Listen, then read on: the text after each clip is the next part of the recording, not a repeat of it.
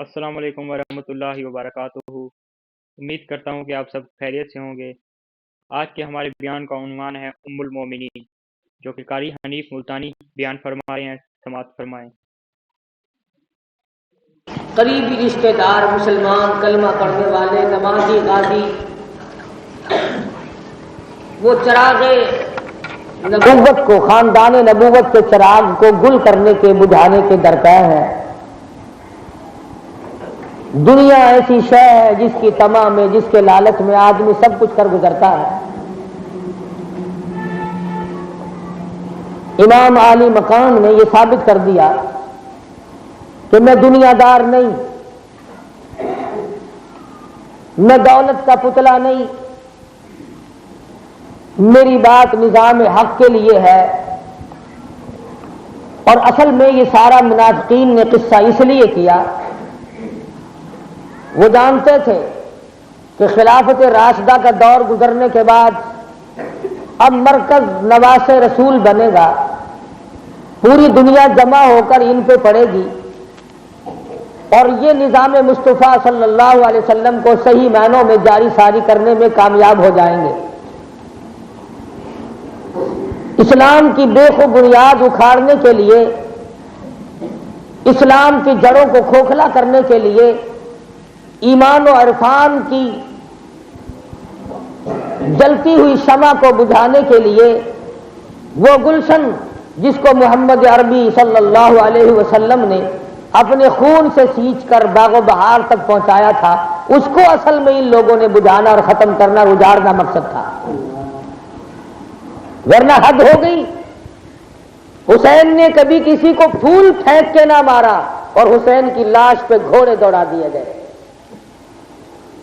وہ حسین جس نے کبھی کسی کے اوپر پانی نہیں پھینک کے مارا، اس کی بیٹیوں کے منہ پہ تماچے لگے۔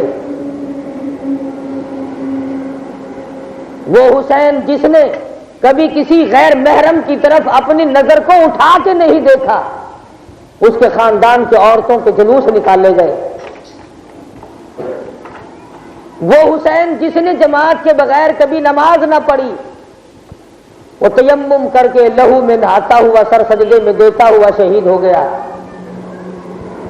وہ حسین جو ایک ایک دن میں 50,000 ہزار روپیہ صدقہ اور خیرات کرتا تھا، اس کے بچے بھوکے اور پیاسے شہید ہو گئے۔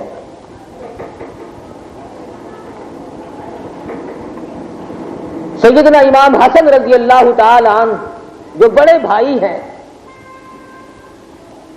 کوفے میں رہتے تھے، شادی تھی، عورت کو بہکایا گیا۔ بڑی کم عقل ہوتی ہے عورت، بہک گئی، یہ نہ سوچا میں یہ دغا، میں یہ فریب، میں یہ کس کے ساتھ ایسا کر رہی ہوں، حضرت حسن کو زہر دے دیا، اور زہر سرعت کر گیا۔ انعام کی وجہ سے، پیسوں کی وجہ سے، یہی شے ہے جو آج ہمیں بے ایمان بنا رہی ہے، یہی دولت جو آج ہمیں قرآن سے پھیر رہی ہے، یہی سرمایہ داری جو آج ہمارے ایمان کا بیڑا غرق کر رہی ہے۔ کوفے والوں کا اسی نے بیڑا غرق کیا تھا۔ سیدنا حسن رضی اللہ تعالیٰ عنہ کا آخری وقت ہے۔ سیدنا حسین رضی اللہ تعالیٰ عنہ نے پوچھا، بھائی مجھے بتا تو دو، یہ زہر دیا کس نے؟ فرمانے لگے، بھائی جان اگر بتاؤں تب بھی نقصان ہے، نہ بتاؤں تب بھی نقصان ہے۔ بتاؤں تو اپنا گھر بدنام ہے، میری گھر والی کہلاتی ہے، جو ادا نامی عورت ہے اس نے زہر دیا ہے، اور اگر نہ بتاؤں تو یوں نقصان ہے، میں تو زہر پی بیٹھا، تیری بھی جان خطرے میں نظر آتی ہے۔ کرنے والے سب کچھ کر گزرتے ہیں اور سوچتے تک نہیں،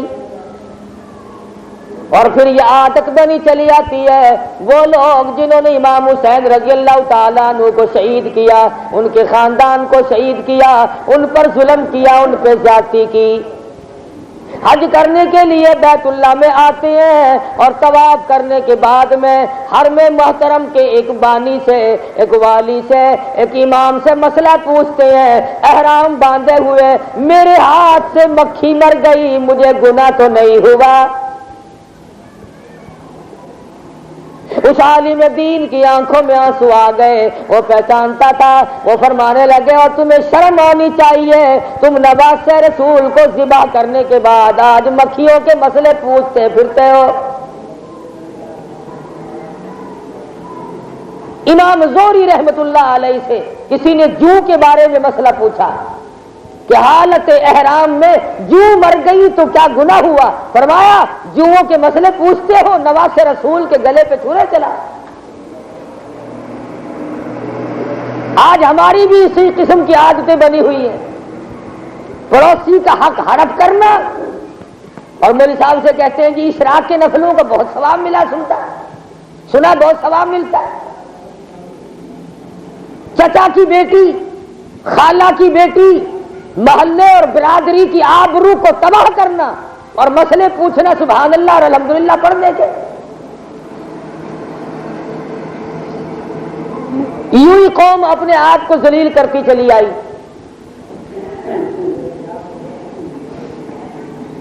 وہ لوگ جو اس قتل میں شریک تھے ایک ایک کر کے مارے، خود حکومت والوں نے مارا کہ ہم نے تمہیں کب کہا تھا کہ تم اتنی بے دردی سے ان کو مارنا؟ اور قربان جاؤں سیدنا امام حسین رضی اللہ تعالیٰ عنہ کا جب سر لے کر کے چلے جلوس بنا کر، ایک اللہ والا اپنے چبارے میں، اپنے بالا خانے میں بیٹھ کر قرآن کریم کی تلاوت کر رہا ہے، وہ پڑھتا ہے ام حسبت ان اصحاب الکہف والرقیم کانوا من آیاتنا عجبا۔ اے اصحاب کہف تمہارا قصہ بڑا عجیب ہے، عجیب و غریب تمہاری کرامتیں ہیں، تم عجیب غریب قسم کے لوگ تھے۔ مورخ کہتا ہے کرامت کی بات ہے، قرآن کی بات تو نہیں۔ سر حسین میں سے آواز آئی اور کہتا ہے حالی عجب منہ، اور تلاوت کرنے والے اصحاب کہف کا قصہ تو بڑا عجیب ہے، اگر تجھے پتہ چل جائے میری ساتھ کیا بنی، حالی عجب منہ، اور میرا حال ان سے بھی زیادہ عجیب ہے۔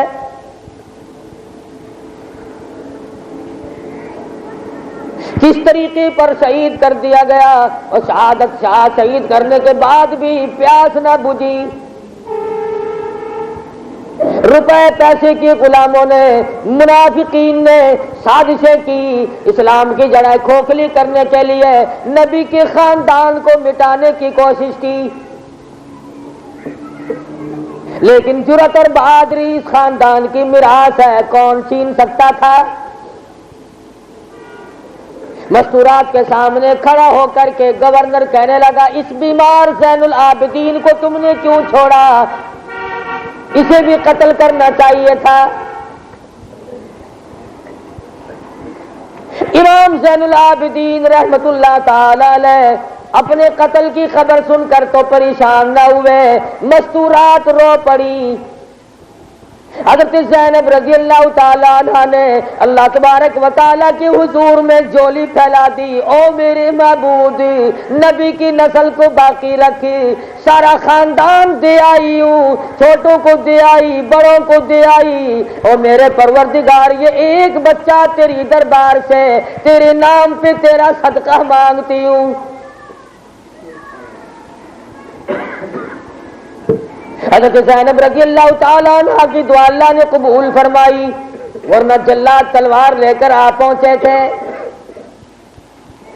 بہادر اتنی ہے، جب قتل کی خبر سنی اور اطلاع ملی کب قتل کیا جائے گا، اللہ کے حضور میں تو دعا کی، لیکن ظالم کے سامنے دامن نہ پھیلایا، دشمنوں کے سامنے بھیک نہ مانگی، اور کہتی ہے قُلْ لَوْ كُنْتُمْ فِي بُيُوتِكُمْ لَبَرَزَ الَّذِينَ كُتِبَ عَلَيْهِمُ الْقِتَالُ۔ او لوگو ایک وقت مقرر ہے، تم پہ بھی آئے گا، تم کون سی دنیا میں ہمیشہ رہو گے؟ ہمارے خاندان کو مٹانے والے لوگ، ہمیں باغی بتانے والے لوگ، ہم پہ طرح طرح کی الزام اور بہتان لگانے والے لوگوں، آخر وقت آ پہنچے گا کل من علیہا فان وَيَبْقَى وَجْهُ رَبِّكَ ذُو الْجَلَالِ وَالْإِكْرَامِ۔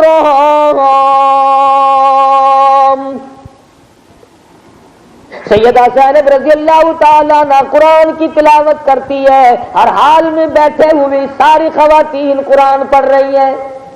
سبحان اللہ۔ مولانا ابوالکلام آزاد رحمت اللہ علیہ لکھتے ہیں، چھوٹی سی بچی ہے، 9 عمر ہے، سیدنا حسین کی بیٹی ہے، دربار میں بیٹھی ہیں ساری خواتین۔ ایک حبشی کہنے لگا وہ لڑکی مجھے ملنی چاہیے، وہ میری ہے۔ حضرت زینب رضی اللہ تعالیٰ عنہ فوراً کھڑی ہو گئی اور کہنے لگی تمہیں رب اکبر کی قسم، تمہیں محمد مصطفیٰ کی شفاعت کی قسم، ان آبرو والیوں کو تم اپنی نگاہوں کو گندا نہ کرو، مارے جاؤ گے، برباد ہو جاؤ۔ کس طریقے پر آدمی اپنے آپ کو برباد کرتا ہے؟ وقتی لذت، وقتی مزے، وقتی عیش، وقتی فتح، انسان اس پر جان قربان کرتا ہے۔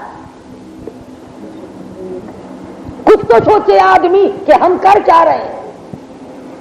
تو آج اس ساری بات کو افسانہ بنا دیا، حقیقت کو گم کر دیا، چھپا دیا۔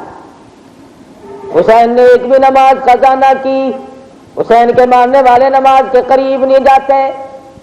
حسین نے ساری عمر ہر وقت قرآن کی تلاوت کی، انہیں قرآن کی تلاوت ایک سپارہ بھی نصیب نہیں، آتا ہی نہیں، پڑھے کیسے؟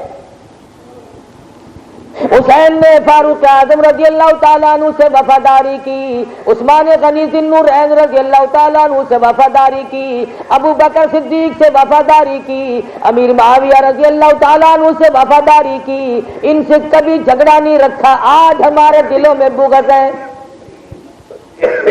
وہ زبانیں شل نہیں ہو جاتی جو محمد کے ان یاروں کو گالیاں دے جو آج بھی دائیں بائیں سوئے ہوئے ہیں، مدینے پاک میں گنبد خضرا میں آج بھی ساتھ ہے۔ رحمت دو عالم صلی اللہ علیہ وسلم کو کتنا پیار ہے، کتنا انس ہے، کتنا تعلق ہے کہ وفات کے بعد بھی اپنے یاروں کو اپنے سے جدا نہ کیا۔ آج لوگ درجہ تقسیم کرنے والے بن گئے، یوں پتہ نہیں کہ ان کو پالا انہوں نے کس کس طریقے سے سنبھالا۔ ارے تمہاری شادیوں میں اگر کوئی 2 روپے پھینک جائے تم عمر بھر اس کے احسان مند رہتے ہو۔ ہماری شادی میں شرکت بھی کی، نوندرا بھی دیا، خاتون جنت کی شادی میں سارا خرچہ عثمان غنی نے دیا، سارا خرچہ عثمان کا۔ سبحان اللہ۔ فاطمہ الزہرا کے نکاح کے گواہ ابو بکر صدیق اور فاروق اعظم۔ اگر یہ دونوں ایماندار نہیں تو وہ نکاح کیسا ہوا ہوگا جس کے گواہ سچے نہ ہوں؟ ایمان اس کا نام ہے کہ اہل بیت کو بھی اور صحابہ کرام کو بھی اپنی آنکھوں کا تارا بنا۔ نہ ہم رافضی ہیں جو صحابہ کرام کی گستاخی کریں اور نہ ہم خارجی ہیں جو اہل بیت کی شان میں گستاخی کریں۔ پھر اہل بیت میں سے مختص یہ چند حضرات نہیں، سیدہ عائشہ صدیقہ رضی اللہ تعالیٰ عنہ بھی اہل بیت میں سے ہیں۔ ارے وہ تو اتنی بڑی اولو العزم ہستی ہے، امام الانبیاء محبوب کبریا حضرت محمد مصطفیٰ صلی اللہ تعالی وسلم کا آخری وقت آیا، ازواج مطہرات کو جمع کر لیا، اپنی گھر والیوں کو جمع کر کے ارشاد فرمایا تم بخوشی مجھے اجازت دے دو میں اپنی بیماری کے دل عائشہ صدیقہ کے حجرے میں گزار لوں۔ سبحان اللہ۔ وہ کتنی خوش بخت مائی ہوگی، وہ کتنی سعادت مند مائی ہوگی، اللہ نے اس کو کتنا مقبول اور منظور فرمایا ہوگا جس کے بارے میں حضور فرما رہے اس کے حجرے کو گنبد خضرا بنا دے۔ سبحان اللہ۔ سرکار مدینہ صلی اللہ علیہ وسلم اور ام المؤمنین سیدہ طیبہ طاہرہ عائشہ صدیقہ رضی اللہ تعالی عنہا چاند کی چاندنی کھلی ہوئی ہے، اپنے گھر کے آنگن میں کھڑے، سبحان اللہ، رات کا وقت ہے، صحن میں کھڑے، ایسا تم کتنی خوش بخت ہو، تیرے پاس تیرا محبوب دو جہان کا سردار کھڑا ہے۔ سرکار نے آسمان کی طرف نظر اٹھائی، ستارے دیکھے۔ سیدہ عائشہ صدیقہ عرض کرتی ہے، یا رسول اللہ، میرے ماں باپ آپ پہ قربان ہو جائیں، کسی کی اتنی نیکیاں بھی ہیں جتنے آسمان پہ ستارے، کسی کی اتنی نیکیاں بھی ہیں جتنے آسمان پہ ستارے۔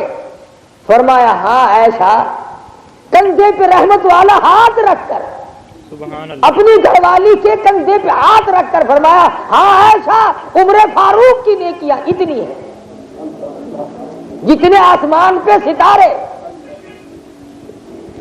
سیدہ عائشہ صدیقہ رضی اللہ تعالیٰ عنہا کو تھوڑا سا ملال ہوا، او میرے آقا، او میرے محبوب، او اللہ کے پاک پیغمبر، میری بات کے بارے میں بتاؤ، اس کا کیا مقام ہے؟ عرض کرنے لگی میرے ابا کے بارے میں فرماؤ، صدیق کے بارے میں کیا خیال ہے؟ نبی کی زبان سے فیصلہ ہوتا ہے۔ فرمایا اے عائشہ، عمر فاروق کی تمام عمر کی نیکیاں ایک طرف، تیرے ابا کی ہجرت والی رات ایک طرف۔ سبحان اللہ، عمر فاروق کی ساری زندگی کی ہر طرح کی تمام نیکیاں ایک طرف رکھو، ابو بکر صدیق کا ہجرت والی رات میں بار نبوت کو کندھے پہ اٹھا کر غار ثور تک لے جانا اور پھر جھولی پھیلا کر نبی کو آرام کرانا، اس رات کی نیکی عمر فاروق کی ساری زندگی کی نیکیوں سے زیادہ ہے۔ سبحان اللہ، فیصلہ کر دیا امام الانبیاء محبوب کبریا حضرت محمد مصطفیٰ صلی اللہ علیہ وسلم۔ عائشہ صدیقہ نے کمال کر،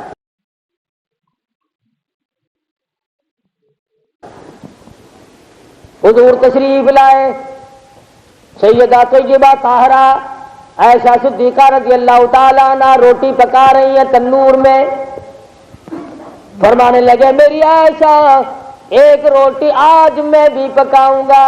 سبحان اللہ، عرض کیا میرے محبوب، میرے آقا، خدمت کے لیے میں کافی، میں تابع دار ہوں، میں آپ کی جانثار خاکسار عائشہ موجود ہوں، آپ کیوں پکائیں؟ سیرت کی کتابوں میں آتا ہے کہ نبی کریم صلی اللہ علیہ وسلم کبھی کبھی آٹا بھی گوندھ لیا کرتے تھے، سبحان اللہ، کبھی کبھی آٹا چھان بھی لیتے تھے، کبھی کبھی گھر میں پانی بھی بھرتے تھے، کبھی کبھی اپنے گھر کے برتن بھی صاف کر لیتے تھے۔ یہ سنت ہے، آج ہمیں سنت کہاں نصیب ہے؟ آج تو سنت یہ ہوئی کہ گھر والی سے بھی چھڑا دیے، بلکہ نوکرانی کوئی غریب عورت برتن دھوئے گی، آدمی خود برتن دھوئے۔ ام المومنین فرماتی ہیں توجہ کرو، سنتوں کو سیکھو ورنہ قبروں میں رو گے اور پچھتاؤ گے، خدا کی قسم رو گے۔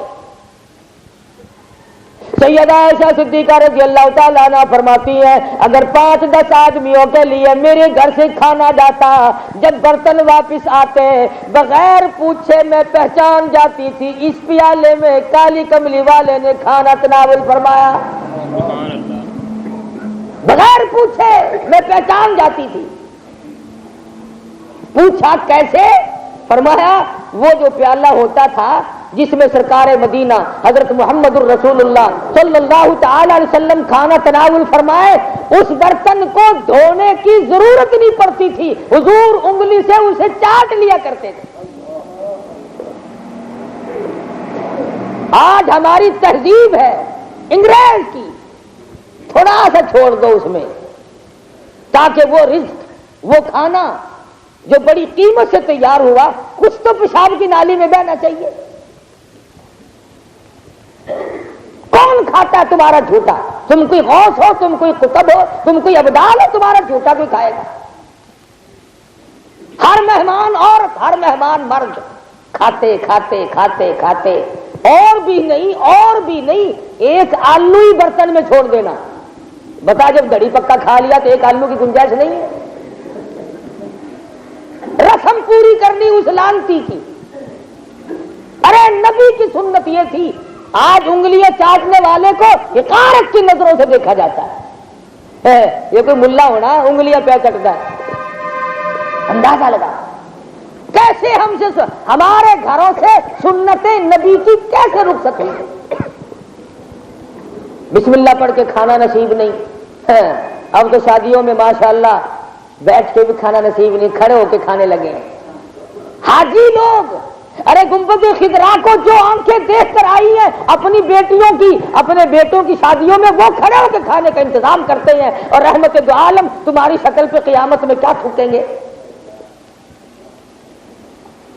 بس کہے جاؤ، سنے جاؤ، عمل کرنے کے لیے اندرا گاندھی کو بلاؤ کہ تو عمل کر لینا، کچھ تو سوچو۔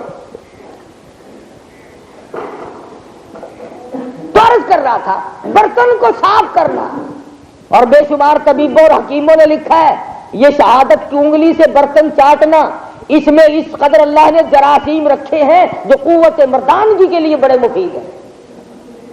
طبیبوں نے لکھا انگلیوں سے چاٹنے پر بہت زیادہ قوت حاصل ہوتی ہے۔ ہم کہتے نہیں جی ہاتھوں میں جراثیم ہے، کھانے میں ہاتھ لگے جراثیم آ جائیں گے، چمچی سے کھاؤ۔ اور کئی نقصان ہے چمچی سے کھانے میں۔ ایک تو یہ کہ ہاتھ سے کم پتہ چلتا ہے ٹھنڈا ہے یا گرم ہے۔ دوسری بات یہ کہ ہاتھ سے احساس ہوتا ہے کہ میں کتنا کھا رہا ہوں، کس طرح کھا رہا ہوں۔ کئی مرتبہ ہم بھی کھاتے ہیں، چمچیوں کا جب موقع پڑتا ہے نا منہ میں لقمہ ڈالنا، بس پھر پیچھے فو کر رہے ہیں، ہوا نکال رہے گرمی کی وجہ سے، وہ گرم جو منہ میں دے لیا کیا کریں؟ چمچی تو بتاتی نہیں ہے، ہاتھ بتانے والا تھا، ہاتھ استعمال نہیں کیا۔ ہائے سوئیاں کھانے کے الگ چمچے ہیں، چائے میں گھمانے کے الگ چمچے، گھر بھرا پڑا چمچیوں سے سارے، اسی کی برکت ہے یہ آج ہر آدمی چمچا بن گیا۔ یقین کرو نبی کی سنت تھی بسم اللہ پڑھ کے کھانا، دائیں ہاتھ سے کھانا، برتن کو صاف کرنا، برتن کو صاف کرنا۔ آج اس سنت پہ بڑا کم عمل ہو رہا ہے۔ حدیث میں آتا ہے جو لوگ رزق کی بے ادبی کرتے ہیں، چاول ٹکڑا کھانا کوئی شے بھی ہو، جب وہ گندی نالی میں جاتا ہے اس آدمی کے لیے بد دعا کرتا ہے الہی مجھے ایسوں کے حوالے کیوں کیا جس نے مجھے گندی نالی میں پھینکا۔ اور تو خیال ہی نہیں کرتی، چاول برتنوں میں لگے ہوئے ہیں، کھانا پینا لگا ہوا ہے، لے کر کے بیٹھ کے نالی پہ سارے کا سارا بہا دیا۔ بلکہ شادیوں والے برتنوں میں اس دھڑیوں اور منوں کے حساب سے چاول گندی نالی میں جاتے ہیں، اس کا کوئی گناہ نہیں۔ تو خیر بات چلی تھی، سیدہ عائشہ صدیقہ رضی اللہ تعالیٰ عنہ روٹی پکا رہی ہیں، سرکار مدینہ صلی اللہ علیہ وسلم تشریف لے آئے، فرمانے لگے میری عائشہ میں بھی ایک روٹی پکاؤں گا۔ عرض کیا میں خادمہ موجود ہوں، میں جانثار موجود ہوں، میں اپنی زندگی قربان کر دوں، میری آپ کے سامنے خدمت حاضر ہے، میں بڑی کافی۔ فرمایا ایسا نہیں، ایک روٹی میں نے پکانی ہے۔ ایسا بیچاری کو کیا پتا سید الکونین امام المتقین سید الاولین والآخرین حضرت محمد کریم صلی اللہ علیہ وسلم ایسا صدیقہ کا مقام بتانا چاہتے ہیں، اس کا مقام بتانا مقصود ہے، اس کا درجہ بتانا مقصود ہے۔ حضرت عائشہ چپ کر گئی۔ سرکار نے پیڑا بنایا، روٹی بنائی، تندور میں لگائی، حضرت عائشہ روٹی پکاتی رہی۔ حضرت عائشہ کی پکائی ہوئی روٹیاں تندور سے نکل آئیں، پکال کر کے رکھ لی، اس ایک روٹی کی طرف بار بار جھانک کے دیکھتی ہیں، اس کا پانی خشک نہیں ہوتا۔ رحمت دو عالم صلی اللہ علیہ وسلم کی پکائی ہوئی روٹی کا پانی خشک نہیں ہوتا، تندور میں لگا رکھی ہے، بار بار جھانک کے دیکھتی ہے، ٹھہر ٹھہر کر دیکھ رہی ہے مگر پانی خشک نہیں۔ کافی دیر کے بعد عرض کر دیا میرے آقا کیا بات ہے؟ میری پکائی ہوئی روٹیاں کبھی سے تندور سے نکل آئی، آپ کی پکائی ہوئی روٹی کا پانی خشک نہیں ہوتا، یہ روٹی پکتی کیوں نہیں؟ فرمایا میری عائشہ تو نہیں جانتی، اس وقت میں تجھے بتانا چاہتا ہوں، جس شے کو میں محمد الرسول اللہ کے ہاتھ لگ جائے اس کی آگ قریب نہیں آ سکتی۔ جس چیز کو میرے ہاتھ لگ جائے اس کے آگ قریب نہیں آ سکتی، ارے جس روٹی کو نبی کا ہاتھ لگ جائے اس روٹی کے قریب آگ نہیں آتی، جس کے بسترے میں امام الانبیاء محبوب کبریا حضرت محمد مصطفیٰ صلی اللہ تعالی علیہ وسلم اور ام المومنین سیدہ عائشہ صدیقہ ہم سب کی اماں ایک بسترے میں 9 برس تک آرام کرتے رہے ہو، اور جب عائشہ صدیقہ کے حجرے میں حضور ہو خدا کا سلام آئے وہ کالی کملی والے، میں خدا عائشہ صدیقہ کو سلام کہتا ہوں۔ جبریل امین نے جن کو سلام بھیجے، میکائیل نے جن کو سلام بھیجے، آسمان کے فرشتوں نے سلام بھیجے، عرش عظیم کے فرشتے جس کی ذات پر رشک کرتے ہو وہ عائشہ صدیقہ ہے۔ جس روٹی کو حضور کے ہاتھ لگ گئے اس کی آگ قریب نہیں آ سکتی، اور جو مائی جو عورت ام المومنین میں سے ہو حضور صلی اللہ علیہ وسلم کے ساتھ ہر وقت 9 برس تک زندگی گزاری ہو، جس کی گود میں حضور کا سر ہو تو سینکڑوں مرتبہ خدا کا قرآن اترا۔ سبحان اللہ۔ ایسا صدیقہ فرماتی ہے کہ حضور کا سر میری گود میں ہوتا تھا، اچانک وہی جب نازل ہونے لگتی مجھ پہ اتنا وزن پڑتا میری ران پھٹنے کو ہو جاتی تھی۔ خدا کا قرآن آئے حجرہ عائشہ میں خدا کا پیغام آئے، بستر عائشہ پہ خدا کا سلام آئے عائشہ صدیقہ کی ذات پہ۔ اللہ تبارک و تعالیٰ نے پھر اور مقام بخشا، فرمایا مجھے اجازت دو میں اپنی بیماری کے دن عائشہ صدیقہ کے حجرے میں گزار لوں۔ مرض الموت ہے، سرکار مدینہ صلی اللہ علیہ وسلم کا آخری وقت ہے، عائشہ صدیقہ کا حجرہ ہے۔ فاطمہ الزہرا رضی اللہ تعالی عنہا پاس بیٹھی ہیں، فرشتوں کا آنا جانا لگا ہوا ہے، صحابہ بڑے پریشان ہیں۔ ارے اس صدمے عظیم کو میں اور آپ کیا سمجھیں، جن صحابہ نے اپنا سب کچھ قربان کر کے نگاہ مصطفیٰ کو خریدا تھا، جب حضور ان کے سامنے سے رخصت ہوئے نہ معلوم ان کے کلیجوں پہ کیا بیتی ہو۔ بلال سے پوچھو، مدینہ چھوڑ دیا۔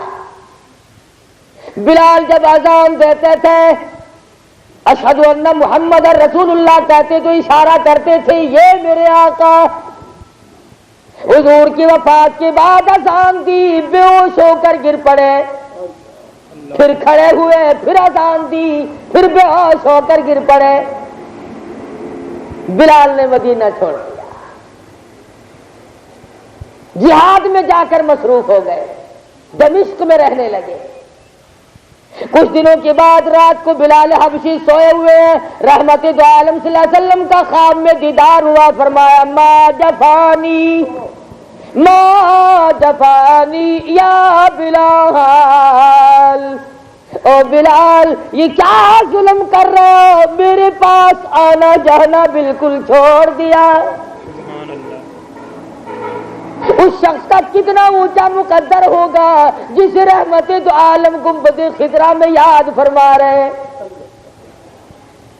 فرمایا ما جفانی یا بلال، بلال کتنا بڑا ظلم کر رہے ہو، مدینے میں آتے نہیں، آنکھ کھلتے ہی چل پڑے، مدینے آئے۔ حسنین کریمین رضی اللہ تعالی عنہما کا زمانہ تھا، نانا کے زمانے کا مؤذن نظر آیا، لپٹ گئے حسنین، فرمایا اس کی آج اذان دے دو۔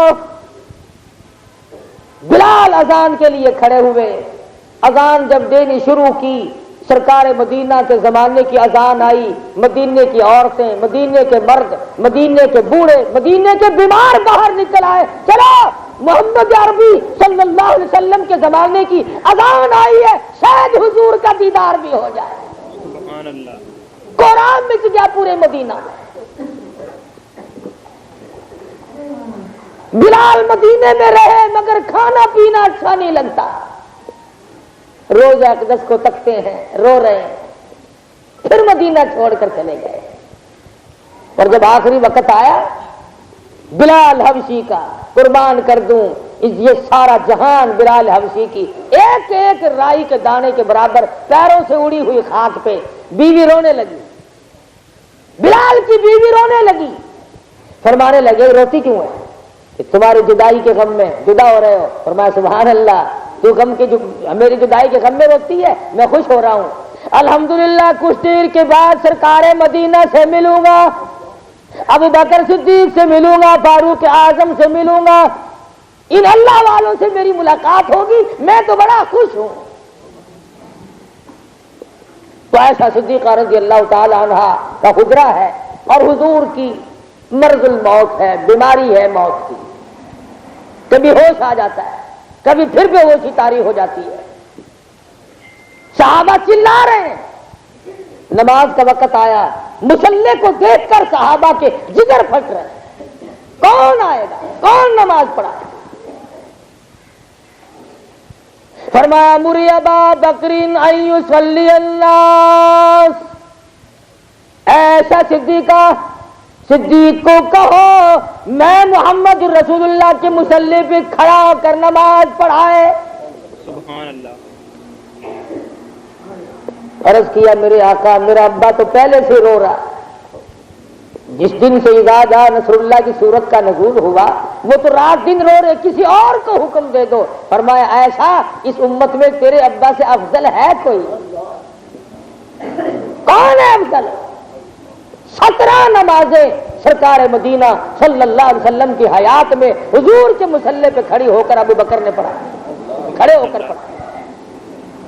اور جب صدیق اکبر نے نماز پڑھائی تو سرکار نے گھر کا پردہ اٹھا کر دیکھا صدیق نماز پڑھا رہے ہیں اور سب پیچھے نماز پڑھ رہے ہیں, تو مسکرا دیا. پھر بیماری عود کرائی, گھبراہٹ پیدا ہوئی. فرمایا میری عائشہ پانی تو لے آؤ.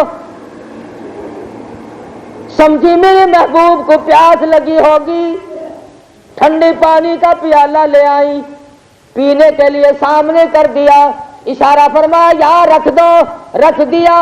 دیکھتی کیا ہے, رحمت والا ہاتھ اس پانی میں بھگو بھگو کر کے چہرے انور پہ مل رہے ہیں, چھینٹے مار رہے ہیں. عائشہ صدیقہ کا کلیجہ پھٹنے لگا, فاطمہ الزہرا کا دل باہر کو آنے لگا. میرے ابا یہ کیا بنی؟ عائشہ صدیقہ رونے لگی, او میرے محبوب یہ کیا ہوا, یہ گھبراہٹ کیسی, یہ بے چینی کیسی, یہ پریشانی کیسی؟ آپ ٹھنڈے پانی کے چھینٹے رخ انور پہ مار رہے ہیں. کیا آخری وقت آ پہنچا؟ کیا یہ چہرہ, یہ صورت جس کے دیدار کے لیے عرش عظیم سے فرشتے اترتے تھے ان قریب رخصت ہونے والا ہے؟ سمجھاتے ہوئے فرمایا میری عائشہ تو نہیں جانتی موت کتنی گھبراہٹ والی شے ہے. بڑے گھبراہٹ پیدا ہوتا ہے موت کے وقت. حالانکہ نبی نے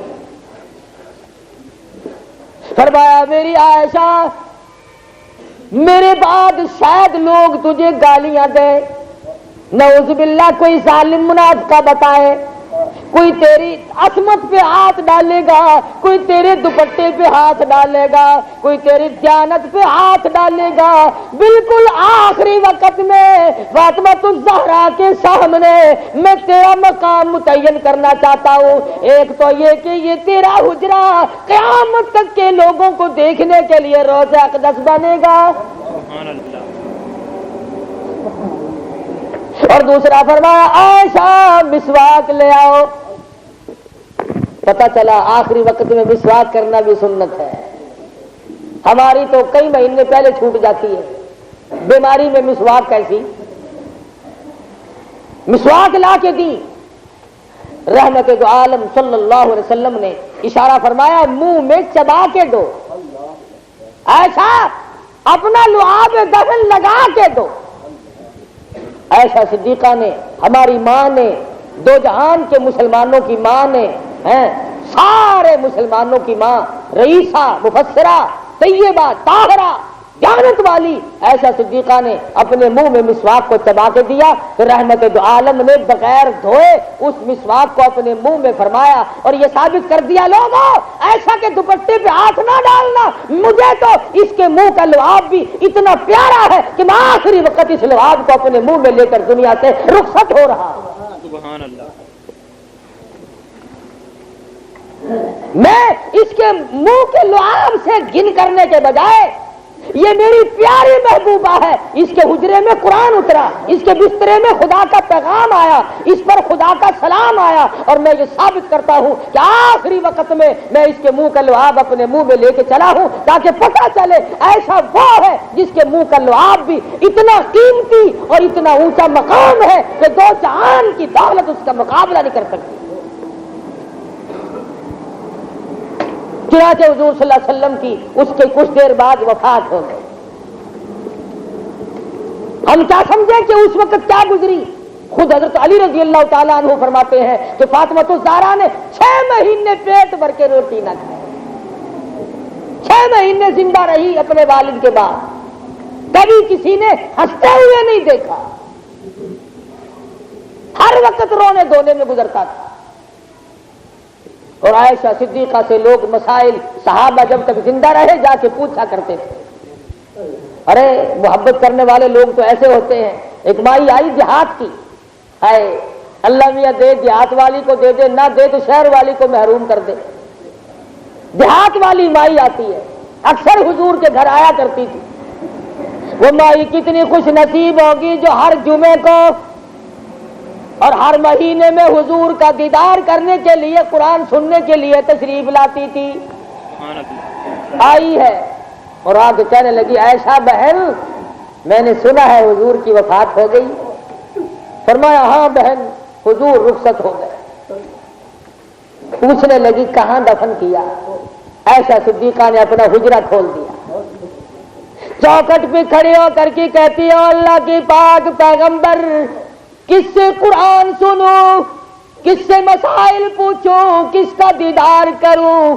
آج تمہارے بعد مجھے ایسا نظر کوئی نہیں آتا اور مجھے اپنی زندگی اچھی نہیں لگتی۔ 2-4 مرتبہ یہ جملے کہہ کر اسی چوکھٹ پہ دڑام سے گرتی ہے، جان دے دیتی ہے، قبر مبارک کے قریب گر کر دم دے دیا۔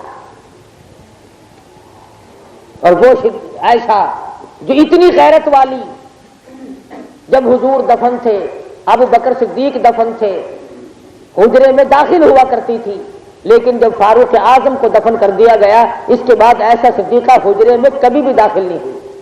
جب کسی نے پوچھا کہ آپ حجرے مبارک میں کیوں نہیں جاتی، فرمایا پہلے ایک میرا ابا تھا، ایک میرا خامن تھا، اس لیے جایا کرتی تھی، اب غیر محرم عمر فاروق وہاں موجود ہے اور وہ غیرت والا صحابی ہے، اس کی غیرت سے مجھے شرم آئی۔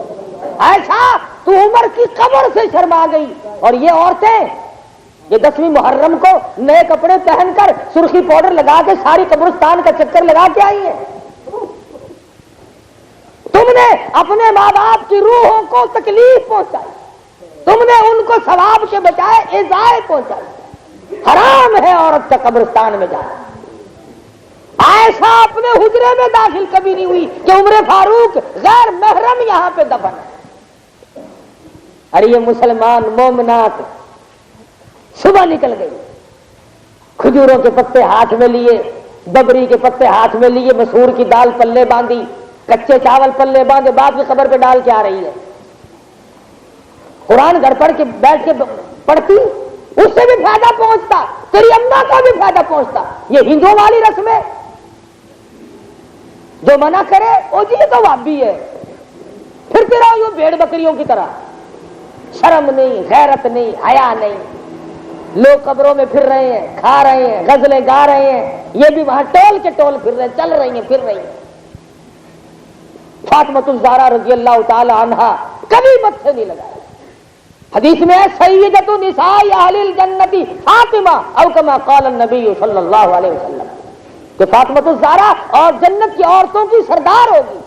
سبحان اللہ۔ ارے وہ تو ایسی غیرت والی مائی تھی نبی پاک کی بیٹی ہے حضرت بطول ہے، جگر گوشہ رسول ہے۔ شاہ عبد العزیز دہلوی رحمۃ اللہ علیہ اپنی فتح العزیز تفسیر میں لکھتے ہیں میدان حشر برپا ہوگا، پل صراط لگی ہوگی، لوگ گزر رہے ہوں گے، کافر گزریں گے، فاسق گزریں گے، مومن گزریں گے، غوث گزریں گے، ابدال گزریں گے، قطب گزریں گے، اولیاء اللہ پل صراط سے گزر رہے ہوں گے، صحابہ گزریں گے، انبیاء گزریں گے، کلیم اللہ گزر رہے ہوں گے، خلیل اللہ گزر رہے ہوں گے، عیسیٰ روح اللہ گزر رہے ہوں گے۔ ارے کوئی بات نہیں، پر آئے گی جب باری خاتون جنت کی، فاطمۃ الزہرا کی جب باری آئے گی، ایک فرشتہ کھڑا ہو کر اعلان کرے گا یا معشر الانبیاء والاولیاء یغضوا من ابصارکم۔ او کلیم اللہ، اے ابراہیم خلیل اللہ، او نوح نجی اللہ، اے اسماعیل ذبیح اللہ، اے عیسیٰ روح اللہ، او قطب، او ابدالوں کی جماعت، او شیخ عبد القادر جیلانی، او خواجہ نظام الدین اولیاء، او بولی شاہ قلندر، تم تمام کے تمام اپنی نظروں کو نیچی کر لو، فاطمۃ الزہرا پل صراط سے گزرنے والی ہے۔ سبحان اللہ۔ اتنا بڑا مقام ہے فاطمۃ الزہرا کا، اور وہ جنت کی سردار ہوگی۔ اب یہ بھیڑ بکریوں کی طرح پھرنے والی جب عورت فاطمہ کے سامنے جائیں گی، وہ ان کو متھے کیسے لگائے؟ سردار تو وہ ہے جنت کی۔ نماز نہیں پڑھنی، قرآن نہیں پڑھنا، خامن کی عزت دل میں نہیں ہے، گھر کی ضروریات کا پتہ نہیں، بس 10 محرم آئی نکل پڑی گھر سے، ماں باپ کی قبروں پہ پانی پلانے جا رہی ہوں، نبی کی سنت کو مٹایا، فاطمہ کے طریقے کے خلاف کیا، عائشہ صدیقہ کے طریقے کے خلاف کیا۔ کون سا ملا ہے جو 2 جہان کی تاریخیں اٹھائے، قرآن لائے، حدیث لائے، جو یوں قبرستان پہ عورتوں کا جانا کبھی کسی نے ثابت کیا؟ اور ادھر 2-3 جگہ وہ پاک پٹن شریف میں ادھر موری کھلی ہوئی ہے، سال بھر گناہ کرو، حرام کھاؤ، رشوت لو، بس دری سے ٹپ جاؤ بیچتی۔ کمال ہے۔ صحابہ حضور کی نگاہوں سے گزرے، مدینے کی گلیوں سے گزرے، باب جبریل سے گزرے، باب السلام سے گزرے، وہ پھر بھی ڈرتے رہے، اور تم ساری عمر شراب پیو، چرس پیو، بھنگ پیو، فیم کھاؤ اور حرام کھاؤ، رشوتیں رج رج کے لو، اور محرم میں جا کر کے پاک پٹن شریف میں دری ٹپ کے آ جاؤ بیچتی۔ اتنا سستا سودا، کمال ہے۔ اللہ والوں کی طریقے پہ نہیں چلنا، اپنی رسموں کو پورا کرنا، تو ان حالات میں مسلمان کامیاب نہیں ہو سکتے۔ تو عرض کر رہا تھا کہ سیدنا امام حسین رضی اللہ تعالی عنہ کا ذاتی جھگڑا کوئی نہیں، لڑائی کوئی نہیں، تنازع کوئی نہیں، بلکہ بات صرف یہ ہے کہ میری زندگی میں میرے نانا کے دین پہ آنچ نہ آ جائے، اس اسلام پہ حرف نہ آئے۔ میں اگر سر کٹا سکتا ہوں، میری گردن کٹتی ہے تو کٹے، علی اصغر شہید ہوتے ہیں تو ہو جائیں، علی اکبر شہید ہو جائے، عباس شہید ہو جائے، قاسم بن حسن شہید ہو جائے، سارا خاندان شہید ہو جائے، پر نانا کے دین کی عظمت کو ہم نے باقی رکھنا۔ اس لیے خادم حسین بنو، اس میں صورت یہ بنے گی کہ ایمان بنے گا، عمل بنے گا، اللہ پاک کے یہاں 2 جہان میں سرخروئی عطا ہوگی۔ اللہ پاک مجھے اور آپ کو سب کو سنت کے طریقوں پہ عمل کرنے کی توفیق عطا فرمائے۔ وآخر دعوانا الحمدللہ رب العالمین۔ مزید قاری حنیف ملتانی کے بیانات سننے کے لیے ہمارے چینل کو سبسکرائب کریں۔ اللہ حافظ۔